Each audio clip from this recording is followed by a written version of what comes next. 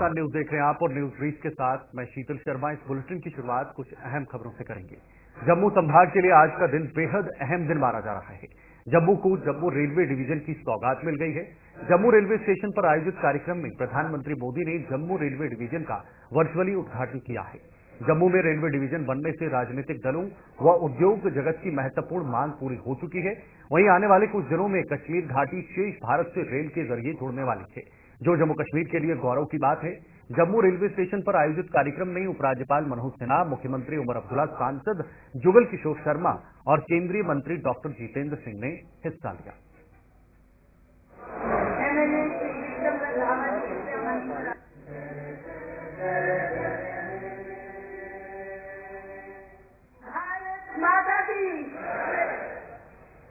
ये नया railway terminal शहर के मौजूदा टर्मिनल जैसे सिकंदराबाद, हैदराबाद और काचीगुड़ा पर प्रेशर को बहुत कम करे। इससे लोगों के लिए यात्रा और सुविधाजनक होगी, यानी ईज ऑफ लिविंग के साथ साथ ईज ऑफ डूइंग बिजनेस को भी बढ़ावा मिलेगा। साथियों, आज देश में आधुनिक इंफ्रास्ट्रक्चर निर्माण का महायज्ञ चल रहा है। भारत के एक्सप्रेसवे, वाटरवे, मेट्रो नेटवर्क का तेज गति से बना है। ये बेसिकली फिरोजपुर डिवीजन से कुछ एरिया अलग करके बनाया गया। इसका मुख्य फोकस जो जम्मू कश्मीर की रेल कनेक्टिविटी है उसके ऊपर फोकस करना है। ये जो डिवीजन बनेगा इसमें करीब 742 किलोमीटर का टोटल सेक्शन आएगा।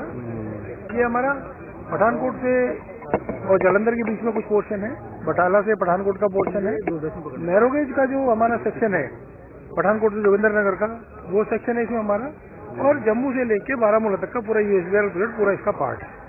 और जम्मू करीब करीब सेंट्रली लोकेटेड है, जो डेवलप होता है तो उसके बहुत सारे इम्पैक्ट होते हैं। अगर जैसे पहले आपने देखे कटरा तक कनेक्टिविटी हुई तो बहुत सारे जो टूरिज्म को इसमें डेवलपमेंट होता है।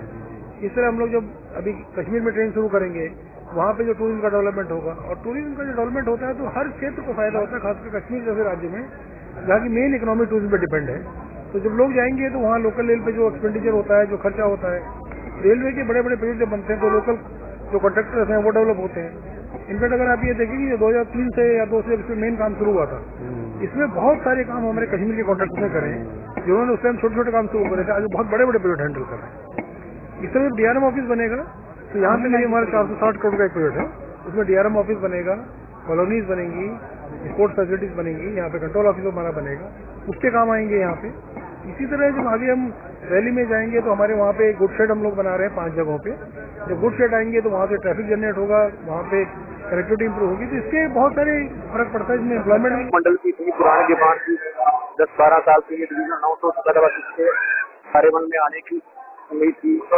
हम लोग अपने एसोसिएशन की तरफ से कई बार अपने यहाँ के जो रिप्रेजेंटेटिव हैं एसपी साहब जुगल किशोर जी से मिले, डॉक्टर जितेंद्र सिंह से मिले, सबको हमने अपने मेमोरेंडम दिए, ज्ञापन दे देके इनको बताया गया कि जल्दी से जल्दी इसको कार्यान्वयन किया जाए। आज वो दिन इस देश और जम्मू कश्मीर की जनता के साथ साथ रेलवे एम्प्लॉय के लिए बहुत ही अच्छा दिन आ गया है। जम्मू मंडल बनने से रेलवे एम्प्लॉय के बीच में जो लंबी दूरी थी मंडल कार्यालय से संपर्क करने की, वो दूरियां कम हो गई और लोगों के कार्य जल्दी रहेगी।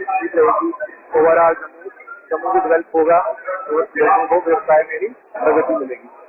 रोजगार तो वो तो अंडरस्टूड है, जब मंडल कार्यालय बनेगा उसमें तो एम्प्लॉयमेंट तो बढ़ेगी।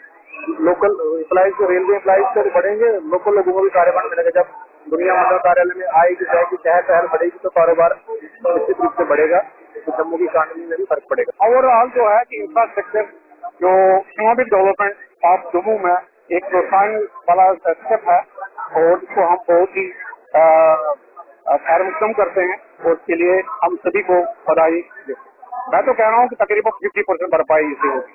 जो हमारा पीछे यहाँ पर दरबार मुंह खत्म हो गया, कटरा से रेल जाने से और अब श्रीनगर रेल जाने से जो मुल्की डैमेजेस हो रही थी जम्मू में, वो थोड़ा सा उस समय एक स्टेप है ये। वहीं साबा जिले में मवेशी तस्करी पुलिस के लिए बड़ी चुनौती बन रही है। तस्करों के हौसले दिन ब दिन बुलंद होते जा रहे हैं। साबा के बीचों बीच शूट किया गया एक वीडियो इसकी पुष्टि कर रहा है। सांबा पुलिस गौरक्षकों के साथ मिलकर तस्करों की धरपकड़ के लिए नाके लगा रही है और कई बार ये तस्कर पीछा किए जाने के बावजूद पकड़ में नहीं आ रहे हैं। इस वीडियो में भी गाड़ी के टायर फटने के बावजूद तस्कर गाड़ी भगाते हुए साफ देखे जा रहे हैं। तो जो तस्वीरें आप देख रहे हैं ये सांबा की तस्वीरें, जहां पर सोशल मीडिया पर एक वायरल वीडियो चर्चा में बना हुआ है। कई बार पीछा करने के बावजूद भी ये वाहन जो है ये गिरफ्त में नहीं आ पाया और इस वाहन में जो मवेशी तस्कर हैं उन मवेशियों को लेके जाया जा रहा है। टायर फटने के बाद भी देखिए किस तरह से ये वाहन झूला झूल रहा है, बीच सड़क पर ये झूला झूल रहा है, लेकिन उसके बाद भी इसका जो ये पीछा है नहीं कर पाए, इसकी पहुंच तक नहीं पहुंच पाए और इसे गिरफ्त नहीं कर पाए। ऋषि खजूरिया हमारे सहयोगी सांबा से जुड़े हुए हैं, मैं ऋषि से पूरी जानकारी लूंगा। ऋषि, मवेशी तस्करों का मामला सांबा से पहली बार नहीं, अक्सर वहां से मामले निकल कर आ रहे हैं। कब तक इस पर फुल स्टॉप लगेगा? फुल स्टॉप तो दूर की बात है, मुझे लगता है कि नियंत्रण करना भी बहुत मुश्किल हो गया है। देखिए बिल्कुल शीतल, आपको बता दें कि इस समय पशु तस्करी जो है ये पुलिस के लिए एक बहुत बड़ा चैलेंज बना हुआ है और कहीं ना कहीं इसमें कभी कामयाबी पुलिस को मिलती है और कभी नहीं मिलती है। लेकिन ये जो सोशल मीडिया पर वीडियो वायरल हो रहा है, आप देख रहे हैं कि किस तरह से तस्करी की गाड़ी जो है वो काफी तेज रफ्तार से चल रही है। हालांकि उसके टायरों को जो है वो ब्रश किया गया है। इसकी विशेष टेक्निक का इस्तेमाल किया जाता है जब भी पुलिस को इन्फॉर्मेशन मिलती है कि पशु तस्करी की गाड़ी जो वो यहाँ से पर्टिकुलर एरिया से निकलने वाली है। खासतौर पर नाका पॉइंट्स को लेकर मैं बात करूं तो नाका पॉइंट्स पर कुछ ऐसी टेक्निकल चीजें जो वो पुलिस इस्तेमाल में लाती है ताकि तस्करी के प्रयासों को विफल किया जाए। लेकिन आप अंदाजा लगाएं कि टायर फट चुके हैं गाड़ी के, लेकिन उसके बाद भी गाड़ी काफी तेज रफ्तार से चल रही है। पुलिस के साथ साथ जो कुछ गौरक्षक मिलकर इस समय काम कर रहे हैं तस्करी के प्रयासों को विफल करने के लिए, वो आए दिन हमें देखने को मिल रहे हैं। लेकिन अब सवाल ये है कि पिछले कुछ दिनों से लगातार आप कह सकते हैं कि पशु तस्कर हावी होते नजर आ रहे हैं, खासतौर पर जब से सर्दियों ने दस्तक दी है। गाड़ियां भर भर कर देश के अलग अलग हिस्सों से यहाँ पर आ रही हैं। खासतौर पर यहाँ से भी जो कुछ बोवाइन स्मगलर्स हैं वो कुछ इलाकों में रैकी कर रहे हैं। रैकी करने के बाद उन एरियाज में जाकर जो पशु हैं उनको चुराते हैं और उनको गाड़ियों में लोड करके उनकी तस्करी करते हैं। जहां तक कि सुनने में ये भी आ रहा है कि ये जो तस्कर है ये अपने साथ हथियार लेकर चलते हैं। इनकी गाड़ियों में पत्थर ज्यादा जो वो रखे होते हैं ताकि ये जो निशाना किसी ना किसी को बना सके जब भी इनको कोई रोकने की कोशिश करे। तो पुलिस, मैंने जैसे आपको बताया कि पुलिस के तमाम जवान अपनी जान हथेली पर रखकर इस समय काम कर रहे हैं। आपने लेकिन एक सवाल ये भी उठता है ना, एक सवाल ये भी उठता है कि उसके बावजूद भी धड़ल्ले से बिना किसी डर के, बिना किसी भय के ये मवेशी तस्कर जो हैं वो अपनी तस्करी को अंजाम दे रहे हैं। ये कब तक ऐसे चलेगा? क्या उनमें कोई डर नहीं, क्या भय नहीं? क्या उसके पीछे एक ठोस कारण ये है कि उन पर कोई कड़ी कार्रवाई नहीं होती? देखिए, इसमें सरल चीज मैं साफ तौर पर आपको कहना चाहता हूं। देखिए, पुलिस अपने एंड पर जो कोशिश कर रही है वो पशु तस्करी के प्रयास विफल करने के लिए कोशिश कर रही है। इसको लेकर लगातार आप देखने की कई अलग अलग खबरें जो है वो सामने आती हैं। लेकिन इसमें तब तक जो है वो कामयाबी नहीं मिल सकती जब तक कानून में संशोधन नहीं किया जा सकता, कानून में प्रावधान नहीं लाया जाता। खासतौर पर ये जो तस्कर हैं ये मात्र कुछ मुचलके के ऊपर अपनी ढेर लेकर बाहर आ जाते हैं। जो गाड़ियां सीज की जाती हैं वो गाड़ियां मात्र कुछ मुचलके पर रिलीज हो जाती हैं। लेकिन सवाल ये है कि हम लगातार जब भी कोई ऐसी खबर बताते हैं या आप खबर बताते हैं तो हम इसमें यही अपडेट करते हैं कि केंद्र सरकार को, जम्मू कश्मीर प्रशासन को या होम मिनिस्ट्री की अगर बात करें, गृह मंत्रालय की बात करें तो उनको इसमें संज्ञान लेने की जरूरत है ताकि सख्त कानून बनाया जाए। देखिए, 223 BNS सेक्शन जो वो लगाई जाती है जो ये बेलेबल ऑफेंस माना जाता है। तो अगर इस तरह से क्रुएल्टी की जा रही है बेजुबानों के साथ, बोवाइंस के साथ, कहीं ना कहीं एक विशेष कम्युनिटी के जो सेंटिमेंट्स है वो भी हट होते हैं, तो इसमें कहीं ना कहीं केंद्र सरकार ही इंटरवेन कर सकती है। हमने अक्सर देखा कि कानून बदले जाते हैं, कानून में बदलाव किया जाता है, तो यहाँ पर क्यों बदलाव नहीं किया जा सकता? मैंने जैसे आपको शुरुआत में कहा कि नड इलाके में कुछ दिन पहले पुलिस कर्मी के ऊपर गाड़ी चलाई गई, नाका तोड़ा गया, लेकिन देखिए उनके साथ जो क्या हुआ, तस्करों की गाड़ी खाई में गिर जाती है, वहां 3 तस्कर जो वो उनकी मौत होती है। तो जो गलत करेगा वो गलत भरेगा भी। लेकिन अब सवाल ये है कि पुलिस अपनी ड्यूटी कर रही है लेकिन पुलिस के ऊपर भी कई सवालिया निशान इसलिए लग जाते हैं। बिल्कुल, जाते हैं लेकिन कई जगहों पर नफरत नहीं होती, वहां पर पुलिस कर्मियों की तैनाती नहीं होती। ये अक्सर अपने मंसूबों में कामयाब हो जाते हैं। ये जो मौजूदा मामला है, जो वीडियो निकल कर आ रहा है, जो वायरल भी हो रहा है, क्या इस वीडियो के आधार पर पुलिस ने कार्रवाई करना शुरू कर दिया है? क्योंकि ये 2 मामले अब बन रहे हैं। एक तो पशु तस्करी का मामला है, दूसरा आप खुलेआम वहां से भाग रहे हो और गाड़ी भगा रहे हो, ये भी तो एक मामला बन रहा है। तो क्या इस आधार पर अभी कोई कार्रवाई शुरू की है, और अगर की है तो प्रथम दृष्टिया क्या कुछ पाया गया है? देखिए मैं आपको बता दूं कि जिस तरह से कल भी आपने देखा कि सांबा खासतौर पर सांबा शहर की बात करो, यहाँ पर आसपास कई इलाकों में पशु तस्करी के प्रयास पुलिस ने विफल किए। उसी में ये एक हिस्सा आप कह सकते हैं, ये जो आप वीडियो दिखा रहे हैं, ये वीडियो जो है गौ सेवक जो है कुछ सांबा जिला के, उन्होंने जो है वो खुद बनाई हुई। आप देख रहे हैं कि किस तरह से बाइक पर सवार गौ रक्षक जो वो इस गाड़ी को रोकने की कोशिश कर रहे हैं। लेकिन जब तक ये वीडियो वायरल होता है उसके बाद पुलिस जो वो और ज्यादा हरकत में आ जाती है और अब इस गाड़ी का नंबर भी साफ तौर पर देखा जा सकता है इस गाड़ी का। तो अब पुलिस जो है वो इस गाड़ी की धरपकड़ के लिए, तस्करों की धरपकड़ के लिए सर जो वो शुरू कर चुकी है। लेकिन अब देखना है कि कब तक ये पुलिस के रहते आते हैं। लेकिन मैं फिर कहूंगा ये हत्या तो आ जाएंगे, ये गिरफ्तार भी हो जाएंगे, लेकिन कुछ मुचलके के ऊपर इनकी बेल हो जाएगी, ये बाहर आ जाएंगे, ये तस्करी की गाड़ियां जो सीज की जाती है गाड़ियां भी रिलीज हो जाएंगी, ये दोबारा से इसी तरह की प्रयास करेंगे। क्योंकि ये कहीं ना कहीं ये जो जिस तरह से दरिंदगी कर रहे हैं, ये एक चिंता का विषय लगातार बना है। इसलिए मैं बार बार कह रहा हूं कि हम खबरें दिखाते हैं, पुलिस अपनी कार्रवाई कर रही है, लेकिन जब तक कानून में संशोधन या प्रावधान नहीं होता, कोई नया प्रावधान नहीं लाया जाता, मुझे लग रहा है कि इनके ऊपर कोई ऐसा होने वाला नहीं है। ये चिंता का विषय लगातार बनेगा हर किसी वर्ग के व्यक्ति के लिए। ठीक है, बहुत बहुत शुक्रिया आपका ऋषि, ये जानकारी साझा करने के लिए। बहुत बड़ी चुनौती है पुलिस के लिए, लेकिन उम्मीद है जिस तरह से पुलिस जी जान लगाकर इस पर जो नियंत्रण है वो कस रही है, लेकिन पूर्ण रूप से इस पर कोई कानून या फिर कानून में अधिनियम करना होगा जिससे जो मवेशी तस्कर हैं उनमें डर का माहौल रहेगा। आगे बढ़ेंगे, अब बात जरा डोडा की करेंगे। डोडा शहर के बीचों बीच घंटाघर चौक पर लगी गाड़ियां लोगों को भ्रमित कर रही हैं और घंटा पर चौक पे लगी सभी घड़ियां अलग अलग समय बता रही हैं, जिससे लोग पशुपेक्ष में पड़ने को मजबूर हो रहे हैं। इस घंटा घर के निर्माण पर लाखों रुपए खर्च किए गए थे, जिसे डोडा की शान कहा जाता है, लेकिन इस पर सभी घड़ियां लोगों को धोखा देने में कोई कसर नहीं छोड़ रही हैं।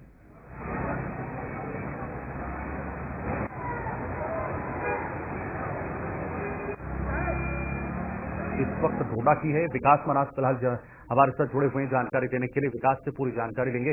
विकास, बहुत बार आपने पहले भी ये डोडा के घंटाघर की तस्वीरें दिखाई हैं, ये मात्र बना तो दिया गया है, लेकिन इसका उद्देश्य क्या है, ये किस लिए बनाया गया है? क्या ये मात्र सिर्फ और सिर्फ एक शो पीस की तरह वहां पर रखा गया है? देखिए शीतल, डोडा डिस्ट्रिक्ट के बिल्कुल बीचों बीच है और इसी तरह क्लॉक टावर को जो है लगभग 2012 से 2014 के बीच में बनाया गया था और इसके बाद इसको बिल्कुल ठीक तरीके से बनाने के बाद यहाँ की एडमिनिस्ट्रेशन ने इसके ऊपर घड़ियां लगा दी।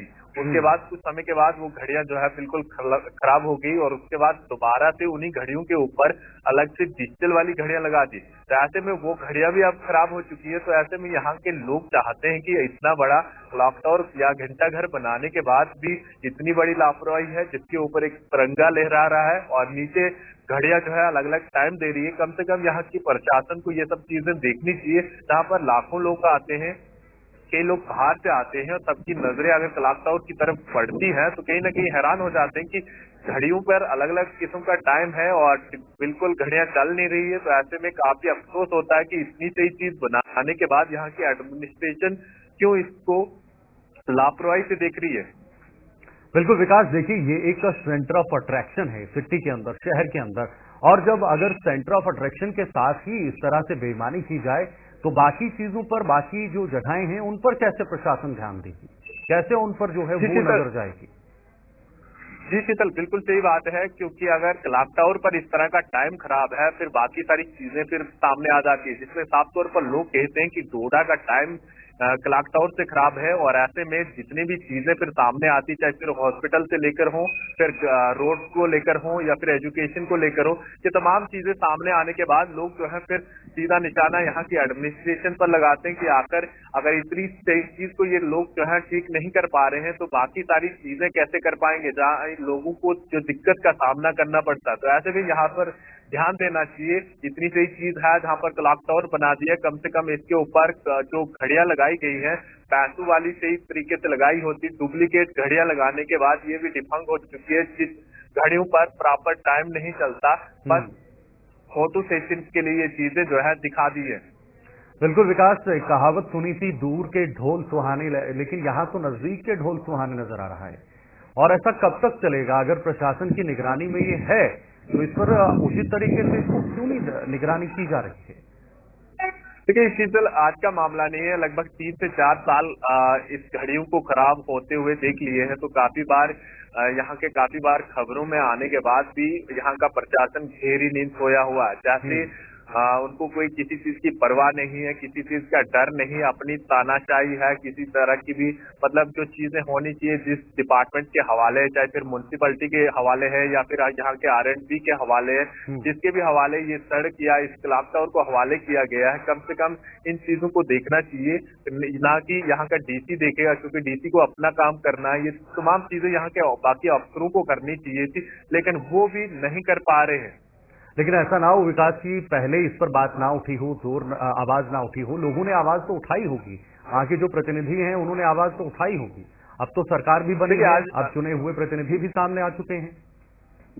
देखिए यहाँ आज का सोशल मीडिया का टाइम है, तो सब लोग जो है अपने घड़ियों या मोबाइल पर ही टाइम देख लेते हैं, तो ज्यादा ध्यान इन सब चीजों पर नहीं करते। लेकिन ऐसे में काफी ज्यादा अफसोस होता है जब भी कोई, मान लीजिए कि आप ही अगर डोडा आ जाएंगे तो क्लॉक टावर की तरफ नजर देंगे तो आपको भी बड़ा अफसोस होगा कि इस पर तो अलग टाइम दिख रहा है, बाकी मेरा मोबाइल कुछ और दिखा रहा है। तब जाकर इंसान को अजीब सा हैरान हो जाता है कि आखिर ये सब चीजें चल कर रही है डोडा के अंदर, और कहीं ना कहीं ये बदलनी चाहिए। और अगर ये बदलनी स्टार्ट हो जाएंगी तो एक समय ऐसा आएगा कि डोडा में जिन चीजों की कमियां हैं, हो सकता है वो भी प्रॉपर तरीके से लोगों को मिले।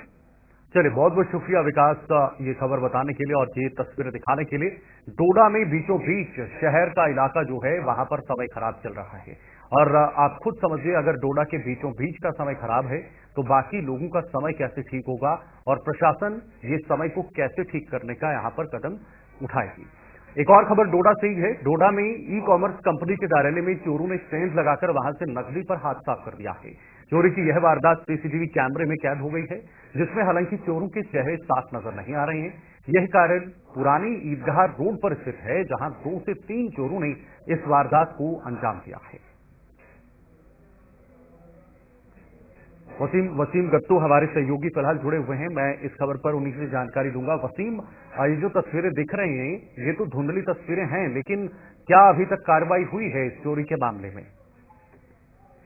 बिल्कुल क्षेत्र, देखिए ये ओल्ड ईदगाह रोड पे जो ई-कॉम एक्सप्रेस जो है, एक पार्सल की कंपनी, वहां पे इनके पास काउंटर है, वहां पे बाज़ाब्ता तौर पे। और जहां तक आपको बताना चाहेंगे, आज सुबह जानकारी जो जिनके पास एक काउंटर है, वो मालिक जब वहां पे आता है तो शॉप के अंदर देखता है, साफ तौर पे देख सकते हैं तस्वीर में आप की किस तरह से सरिया तोड़ा गया है और दुकान के अंदर वो लोग घुसते हैं, जहां पे CCTV कैमराज में भी आप देख सकते हैं 2 से 3 लोग इस दुकान के अंदर घुसते हैं और वहां पे जो कैश वहां पे था उसको निकाल के ले जाते हैं।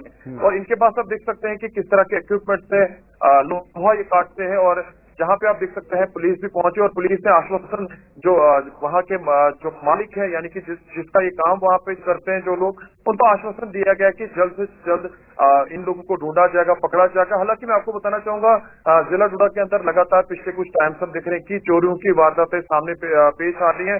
हालांकि इसमें पुलिस भी काम करती हुई नजर आ रही है, पर बहुत सारी ऐसी चोरियां हैं जो अभी तक नहीं निकली हुई है और लोग कहीं ना कहीं सवाल जरूर उठाते हैं। हाल ही में गुलिस्तान न्यूज ने SSP डोडा से जब बात की थी, कुछ वर्षों से यहाँ चोरियां हुई हैं, जल्द से जल्द उनको ढूंढा जाएगा, निकाला जाएगा और जिन लोगों के ऊपर शक है उनसे भी पूछताछ आज की जा रही है। जी बिल्कुल वसीम, देखिए नकदी उड़ाने का यहाँ पर खबर आ रही है, कितनी वहां पर नकदी उड़ाई गई है इन चोरों की तरफ से और क्या क्या नुकसान वहां पर हुआ है? बिल्कुल, देखिए जो लोग इस कंपनी को चलाते हैं उनका ये मानना है कि 1 लाख से ज्यादा ये वहां पे पैसे थे और आज के दिन उन लोगों को जमा ये पैसे का, पिछले दिनों आपने देखा था जहाँ पे छुट्टियां थी और आज के दिन इन लोगों ने बैंक के अंदर इनको जमा करने था कैश, मगर सुबह जब ये पहुंचते हैं तो वहां पे देखते हैं कैश कुछ भी नहीं था और जिस बॉक्स में ये सारे पैसे थे वो बॉक्स जो चोर आए हुए थे उनने सारे ले लिया है सारा कैश। तो कहीं ना कहीं काफी ज्यादा परेशान वो लोग थे और जहां पे आप देख सकते हैं एक तरफ से बेरोजगारी काफी ज्यादा देखी जा रही है। जो लड़का वहां पे था, हालांकि इसकी कम उम्र है काफी ज्यादा, जो पुलिस ने आश्वासन दिया है, एडमिनिस्ट्रेशन ने आश्वासन दिया है, जल्द से जल्द इन चोरों को पकड़ा जाएगा। और जहाँ पे लोगों का ये मानना है, हालांकि सिविल सोसाइटी ने भी इस पर कई सारे सवाल उठाए, पहले भी यहाँ पे शीतल बताना चाहूंगा कई सारी चोरियां हुई है जिनका आज तक नहीं पता लग पाया है। हालांकि वो हजारों में चोरियां नहीं, लाखों में वो चोरियां हुई है, लाखों का पैसा वो भी था, मगर अभी तक पता नहीं चल पाया। अगर मुझे लगता है कि इस खबर के बाद असर देखने को मिलेगा तो वो ऐसा दिखना चाहिए कि पिछली चोरियां भी सामने निकल के आनी चाहिए। जी बिल्कुल, इस चोरी के मामले में अभी तक कार्रवाई कहां पहुंची है और किस तरह से कार्रवाई की जा रही है? क्या कोई आधार, क्या कोई सुराग अभी तक पुलिस के हाथ लग पाए हैं? क्या आखिर ये चोर कौन है, कहां से आए हैं और किस तरह से उन्होंने चोरी की है? देखिए शीतल, मैं बताना चाहूंगा, जहां तक पुलिस का मानना है कि ये रात के टाइम वहां पे चोरी की गई है। हालांकि आबादी, घनी आबादी इसके इलाके के साथ साथ जहां पे चोरी हुई है वहां पे हम देखते हैं कि आबादी भी कई सारी है, मगर आबादी को जो पता नहीं लग पाया है, जब मालिक आता है तो वो पुलिस को फोन करता है। पुलिस ने जहां तक हमसे बात की, पुलिस का मानना है कि इन्वेस्टिगेशन जारी है। हालांकि खुद अजय आनंद जी जो डीएसपी हेडक्वार्टर है, उनने बड़े पैमाने पे इसको वो खुद खंगाल रहे हैं, खुद देख रहे हैं और स्पॉट पे भी वो खुद पहुंचे और उनका ये मानना है कि जल्द से जल्द इस चोरी को पकड़ा जाएगा, जो भी शख्स होगा। जहां तक आपको बताना चाहेंगे, कुछ दिन पहले डोडा के गांठ इलाके में एक मंदिर पड़ता है, उस मंदिर के अंदर कुछ लोगों ने जब चोरी की, 1 घंटे के अंदर अंदर पुलिस ने पैसे भी रिकवर किए और उन लोगों को भी पकड़ा जिन लोगों ने वहां पे चोरी की हुई थी। उम्मीदें कई सारी हैं, लगता ऐसा ही है कि आज के दिन या कल के दिन चोरों को पकड़ा जाएगा और उन लोगों के ऊपर बड़ी से बड़ी कार्रवाई यहाँ पे होनी चाहिए। जी, लेकिन बार बार वसीम ये चोरियां होती रहेंगी और इन चोरों को ऐसे पकड़ के छोड़ दिया जाएगा तो कब तक ये चोरियां होती रहेंगी और कब तक इन चोरों को पकड़ा जाएगा? आधा समय तो पुलिस को चोरों को पकड़ने में लग जाएगा। शीतल, देखिए इससे पहले जहाँ पे चोरी यहाँ पे हुई, हालांकि वो छोटी चोरियां हैं, मगर यहाँ ये आपको बताना चाहूंगा, जब चोरियां होती है तो अक्सर जो ड्रग्स करने वाले लोग हैं उनको पकड़ा जाता है और मैन हाथ उन्हीं का रहता है।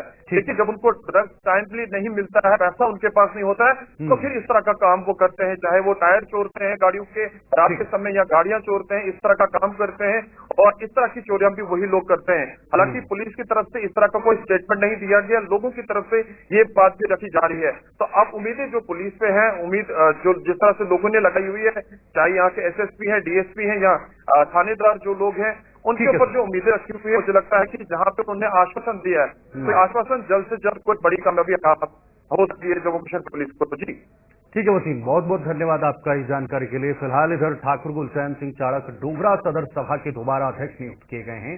सभा की 120वीं जनरल काउंसिल बैठक में उन्हें सर्वसम्मति से यह जिम्मेदारी सौंपी गई है। वहीं एडवोकेट एचसी जलमेरिया सभा के महासचिव नियुक्त किए गए हैं। इस दौरान सभा के अध्यक्ष वहां महासचिव ने सभा के कुछ अन्य पदाधिकारियों की भी नियुक्तियां की हैं। चाड़क ने यह जिम्मेदारी उन्हें दोबारा दिए जाने पर पदाधिकारियों का आभार जताया है।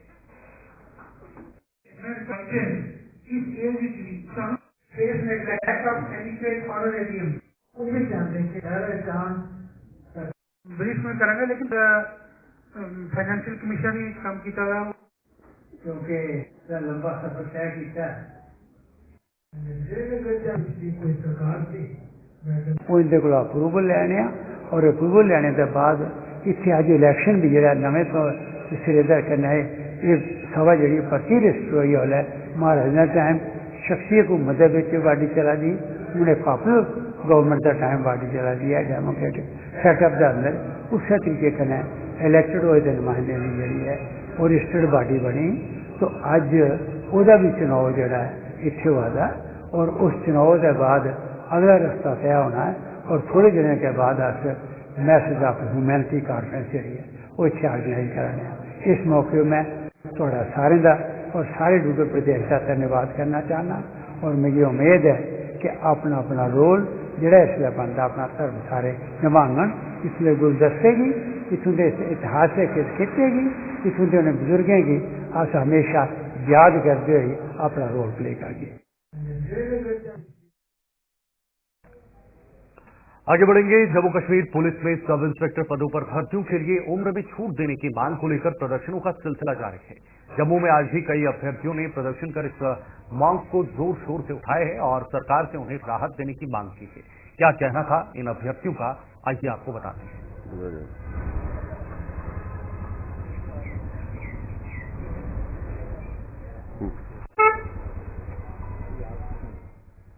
ये चीजें जो आज की सरकार है पहले भी थी। तो पहले क्या होता था कि 12वीं में जो बच्चा क्लियर करता था तब वो एसआई का फॉर्म भरता था पहले की। तब इन्होंने क्या किया, बाद में इसका क्राइटेरिया चेंज कर दिया ग्रेजुएशन। बट इन्होंने एक क्राइटेरिया चेंज नहीं किया, वो था 18, 19 और 20 का, क्योंकि 18 से लेकर 28 इसकी एक एज लिमिट है। तो इन्होंने क्या किया कि उसको 18 से 28 ही रखा। अब बात ऐसी हुई है कि अब बच्चा जो ग्रेजुएट होता है वो होता है मिनिमम 21 साल का या 20 साल का मिनिमम बच्चा जो ग्रेजुएट होता है, और यहाँ एज क्राइटेरिया है 18 से 28। इवन कि 18, 19, 20 में कोई ग्रेजुएट नहीं होता।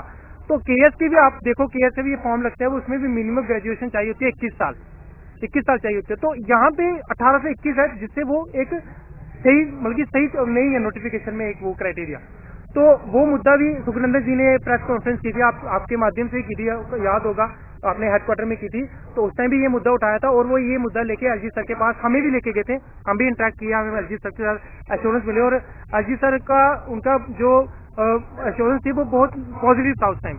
और उन्होंने बोला था हम जल्दी कुछ इसका पहले हम पता पूरे अपने ऑफिसर से करके आपको एज प्रोवाइड करेंगे और हमें पूरी उम्मीद है कि हमें जो हमारे बीजेपी के एमएलए प्लस एलजी सर वो हमें ये एज रिलैक्सेशन प्रोवाइड करेंगे और हमें जल्दी इसका कुछ ना कुछ रिजल्ट मिलेगा।